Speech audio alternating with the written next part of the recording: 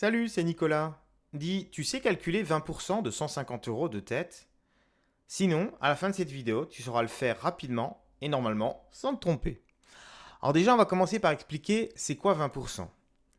Alors 20%, c'est une proportion, mais on peut l'écrire de différentes façons.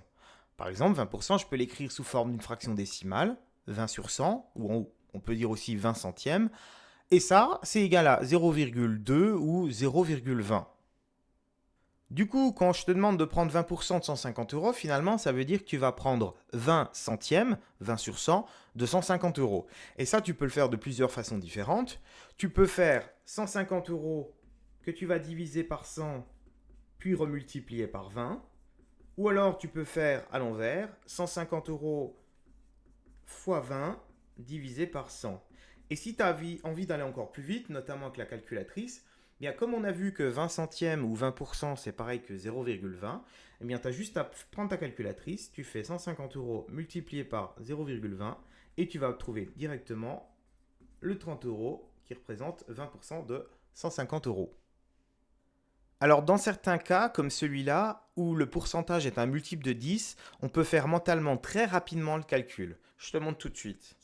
En fait, ça vient du fait que 20%, c'est 20 centièmes, et 20 centièmes, c'est la même chose que 2 dixièmes. Si je divise ma fraction au numérateur et au dénominateur par 10, j'obtiens une fraction plus petite, 2 dixièmes. Et donc en fait, prendre 2 dixièmes de 150 euros, c'est la même chose que prendre 20% de 150 euros du coup. Sauf que faire 2 dixièmes de 150 euros, c'est beaucoup plus facile. Bah ouais, parce qu'en fait, tu peux faire de deux façons différentes.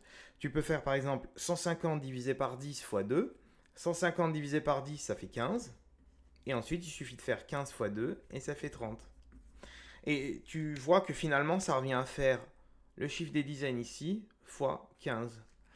D'ailleurs, si on fait l'exemple 2, tu vas voir que c'est la même chose. Dans ce deuxième exemple où je veux 40% de 320 euros, ça va être la même chose, puisque ici 40 est un multiple de 10. Donc 40%, c'est la même chose que 40 centièmes, et 40 centièmes, c'est la même chose que 4 dixièmes. Donc finalement, ici, il va falloir diviser ça par 10. Donc 320 divisé par 10, ça fait 32, hein, on enlève le simplement 0. Puis ensuite, on multiplie par 4, donc on va faire 32 euros fois 4, et là, on va trouver 128 euros. Donc finalement, ce que j'ai fait, c'est prendre le 4 du 40, multiplier par le 32, et j'ai trouvé 40% de 320 euros. Alors évidemment, tu te doutes bien que tous les exemples ne vont pas être aussi faciles que ça. Voyons voir d'autres exemples qu'on va faire à la calculatrice cette fois. Quand on a accès à la calculatrice, cette fois, on va moins se casser la tête, puisqu'en fait, 18%, on va utiliser le fait que c'est pareil que 18 centièmes, et que 18 centièmes, ça s'écrit 0,18. De la même façon, 56%, ça va être 56 centièmes, et ça va s'écrire 0,56. Et donc du coup, quand on fait 18% de 254 euros, il suffit de faire 0,18 fois 254 euros, et puis là, tout simplement, on va faire 0,56 fois 119 euros.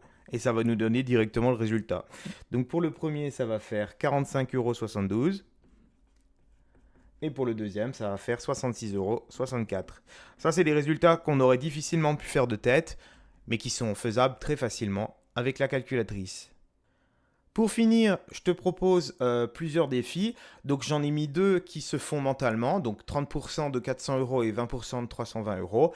Et je t'en ai mis deux que tu peux faire à la calculatrice, donc 18% de 52 euros et 35% de 215 euros.